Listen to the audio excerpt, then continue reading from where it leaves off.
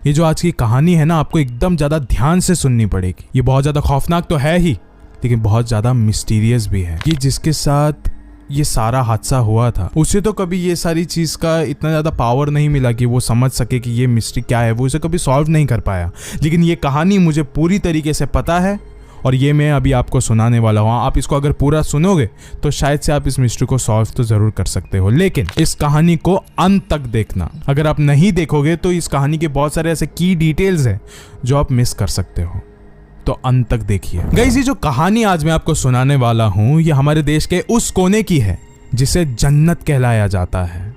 जन्नत, आपने सही समझा।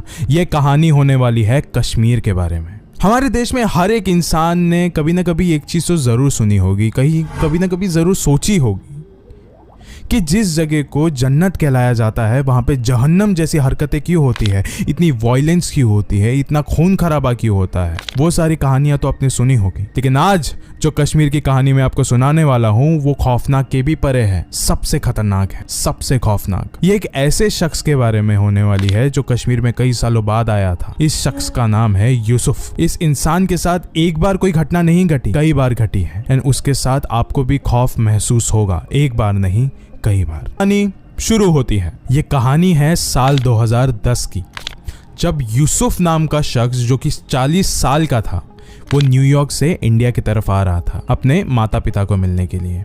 वो कई सालों बाद मिलने वाला था अपने माँ बाप से, तो वो बहुत ही ज़्यादा एक्साइटेड था, क्योंकि कई सालों पहले यूसुफ जो था वो आउट ऑफ इंडिया चले गया था, क्योंकि उसके मॉम डैड की जो फाइनेंशियल स्टेटस था, जो फाइनेंशियल हालत थी, वो बहुत ही ज़्यादा ख़राब था।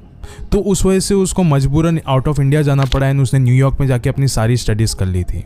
वो हर बार आने की कोशिश करता था इंडिया में, लेकिन वो कभी आ नहीं पाता था। उसके माँ बाप से भी उसकी इतनी ज़्यादा कॉल पे बातचीत नहीं होती थी। लेकिन एक बार की बात है जब उसको एक कॉल आया कि तुम्हारे पिता की तबीयत बहुत ज़्यादा ख़राब है। फिर यूसुफ ने सोचा कि अभी मुझे इतना ज़्यादा वक्त नहीं गंवाना चाहिए, क्या पता कुछ भी हो सकता है। फिर बिना वक्त गंवाए उसने इंडिया की एक टिकट बुक कर ली। वो इंडिया में पहुंच गया, न्यू दिल्ली एयरपोर्ट, एंड वहाँ से बिना वक्त गंवाए उसने एक और एक गाड़ी बुक कर ली जो कि कश्मीर की तरफ जा रही थी। अब फाइनली यूसुफ कश्मीर में पहुँच चुका था।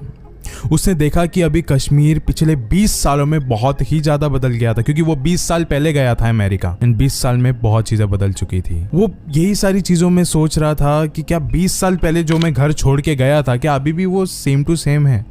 क्या मेरे जो दोस्त है वो आज भी मुझे वहीं पे मिलेंगे जहाँ पे हम लोग रुका करते थे, जहाँ पे हम लोग खेला करते थे? क्योंकि उसने सारे दोस्तों को बता के रखा था कि हाँ मैं कश्मीर में आने वाला हूँ। उसके पास वक्त बहुत ज़्यादा कम था, वो बस 5-6 दिनों के लिए ही आया था कश्मीर, उसे वापस जाना था।